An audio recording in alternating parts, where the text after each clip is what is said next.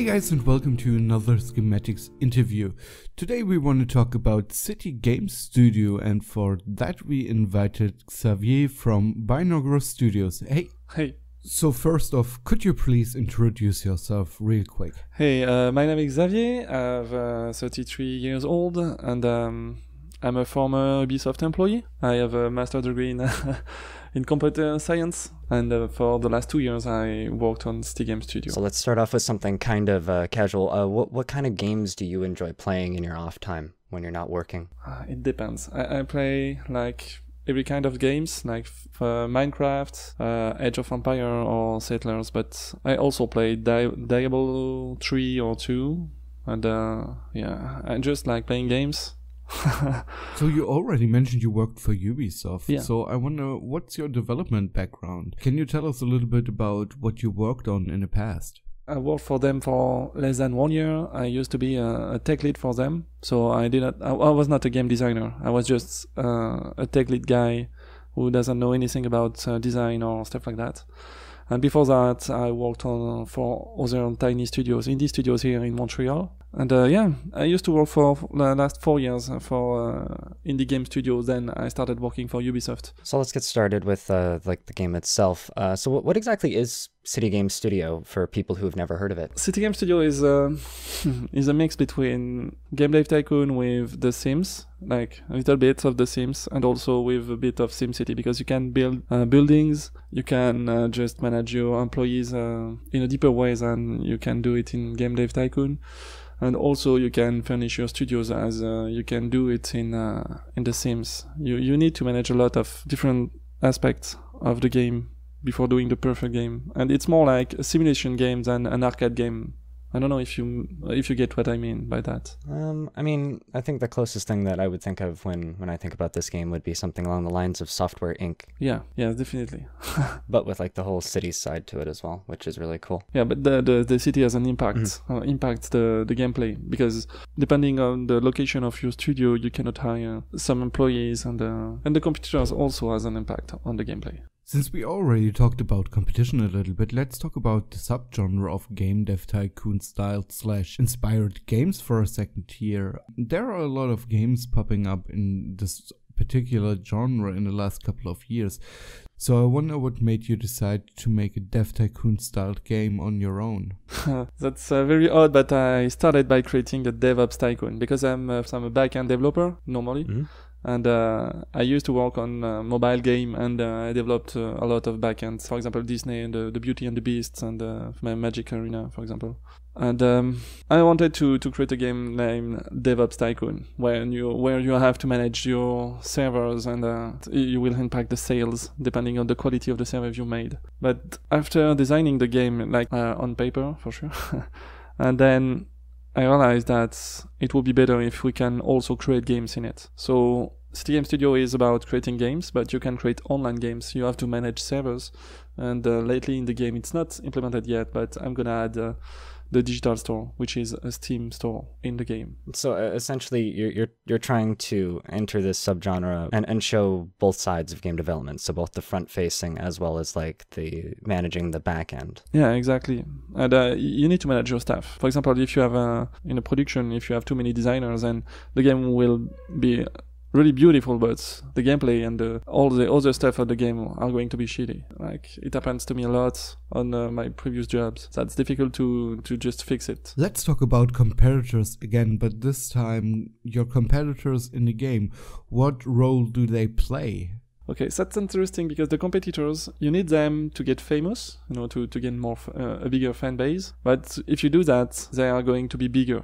So they are going to buy more studios over the city, and they are also going to publish more games. So if they are publishing more games, they are saturating the market. And if you start creating a new game, you will have less sales because of the competitors. So this is one aspect of the game, but also if you have a competitor that is too big, you can start cracking their game to be able to buy them, because if you crack one of the games, they are going to be cheaper to buy. I mean, except the fact that you can crack a game, all the other interaction you can have with a competitor is based on real life, like forcing to sell a studio, or poaching their employees, or spying on them, trying to figure out on what they are going to work. Cool. On the Steam page, you mentioned random events. What kind of random events can we encounter / will we encounter? What sort of things should we expect? So far, I've implemented maybe less than 10 random events. You can have stray cats. I guess you already seen that one, stray cats, which boosts your productivity. You have also the rabbit invasion, does pretty much nothing but just annoy the player. You can have a broken coffee machine. You also have the streamer events. Those random events are not completely randoms. They depend on the year, on the status of your studio. You need a coffee machine to get the random event of the coffee machine. You need to have unlocked the internet to get the streamer's promotion. And I'm gonna add more of those. So another thing that you mentioned on the Steam page is procedural generation. So I wonder, how much effect does the procedural generation have on the game? Meaning, is every playthrough completely different, or is it just the layout of the city and what your competitors do, for example? Yeah, I started working on a procedural generation algorithm at the really early stage of the game, meaning the studios and the map and also the employees. A new wave of staff is generated every single month. So even if you just restart the game and start a new game, it won't be the exact same party, because you won't have the same employee, you won't have the same city, and you won't have the same studios available. And those are 3 different parameters. At early stage doesn't really matter, but later in the game change a lot of things, because at early stage you don't recruit anybody, you don't hire any staff or employees, and you don't rent any studios. But after like a couple of hours you can start growing, and then you will see that it has an impact on the game, because since the city is procedurally generated, studio leases are not the same depending on their location in the city. For example, you can have a cheap, very big studio, but it's not downtown, it's just almost outside of the city. And this big building is going to be cheaper than a tiny studio downtown. Combining the procedural generation with just customization from the players, so designing a character at the beginning or designing your office layouts, how much customization are we going to have, and how much is this going to affect how the game is played? So you can buy any type of studio. You can even build new studios in the city. Like you can select the area of a new studio, and then they are quite expensive, but you can do it. And inside the studio you can add a lot of new furnitures, but I'm gonna add more, like inside walls. So each time you add a new furniture, each time you furnish your studio, every single time you're furnishing your studio, then it will have an impact of the productivity. Meaning if you start placing new coffee machine while you are developing a new game, then it will just maybe fuck up the game. Sorry, that's fine. Because the employees are going to have some changes inside their own studio. Also, every year or every 2 years you can upgrade your computers, and this has an impact on the productivity of the team. And again, when you are working on a game, you need to have a stable environment. If you change anything while you're developing a game, then it impacts the scoring of the game you are making. So bouncing off of customization, are there any plans for mod support or even Steam Workshop integration? Yeah, it's planned, and because the game has been developed using a MVC design pattern, it's a model view controller, it will be easy for me to just publish an API and let people create their own mode of the game, like adding more stuff, adding more platforms, just balancing the game a bit, this kind of stuff. So yeah, it's planned, it's not yet implemented. There is a roadmap available on GitHub, so that you can take a look and open new issues if you need to. On the topic of your roadmap, what does your development roadmap look like? What are your plans going forward into early access? A bit ambitious here, but I'm going to implement all of the features I planned. So for example, you can see that I'm going to implement a contract that will give you monies and tips on the game you are making, but it takes time. So if, for example, a contract is not just creating a random asset for another shadow studio, I don't know.